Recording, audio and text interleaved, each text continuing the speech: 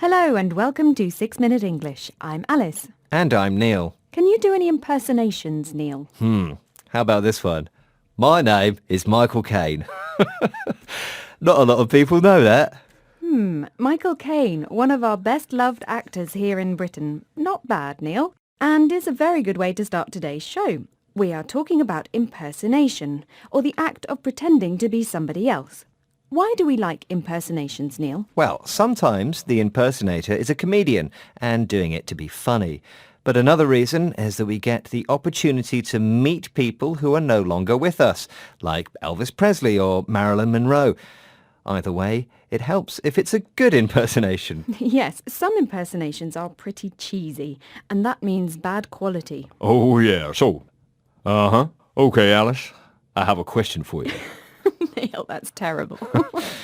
Elvis, please, come on. Can you tell me the name of a musical act that impersonates a famous group? Is it A, tribute, B, tribune, or C, tribunal? I'll go for A, tribute. A tribute act. Okay, well, we'll find out if you got that right later on in the show. But, Alice, don't you think some impersonators start to believe they really are the personalities they imitate? What makes you say that? Well, just think, every time you appear as Elvis Presley, you get fans yelling, "Elvis, Elvis, we love you, Elvis." And after a while, that boundary between you and the real Elvis starts to blur. It must be quite tempting To, pretend that you're the king of rock and roll. I'm not convinced, Neil. I think Elvis hangs up his wig and moves on. So let's move on to and talk about the art of imitation. Here's British impressionist John Coleshaw providing some tips on how to imitate or copy people.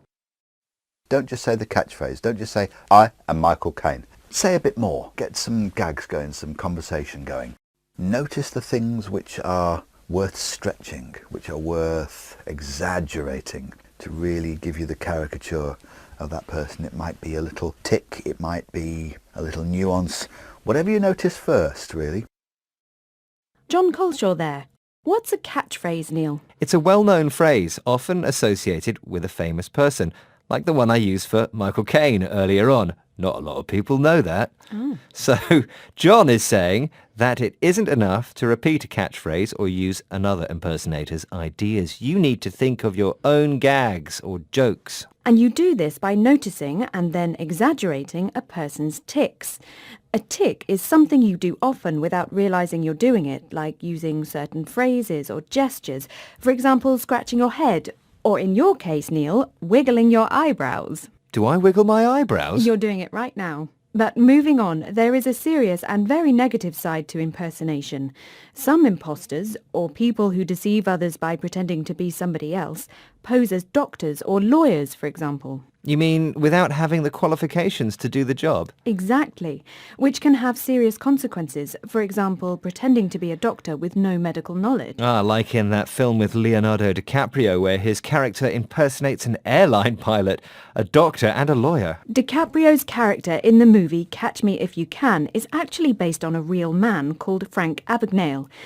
Pan Am estimated that in 2 years, Abagnale flew 250 flights to 26 countries. Okay, let's listen to Dr. Naftali G. Beryl, a forensic psychologist in New York City.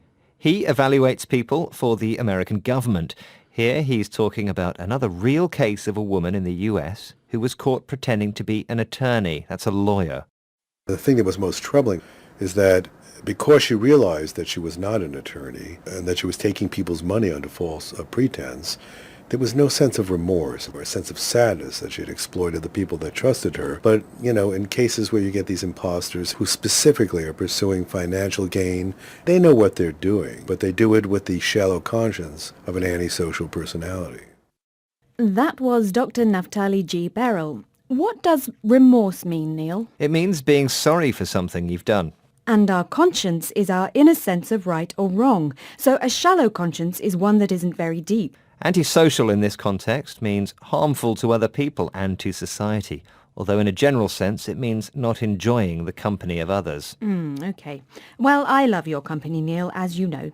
Now, how about the answer to today's quiz question? I asked, what's the name we use for a band that impersonates a famous group? Is it A, tribute, B, tribune, or C, tribunal? I said tribute. And you were right. Hooray! Many tribute acts copy the singing style and the appearance of the group as well as playing their music. They often name themselves based on the original band's name, sometimes with a pun, or on one of their songs or albums. For example, Bjorn Again, a famous ABBA tribute band. This name is a pun on Bjorn, a member of ABBA, and the phrase born again, which means to come back to life. Okay, it's time to hear the words we learned today. They are impersonation, cheesy, imitate, catchphrase, gags, tick, impostors, conscience, shallow, antisocial.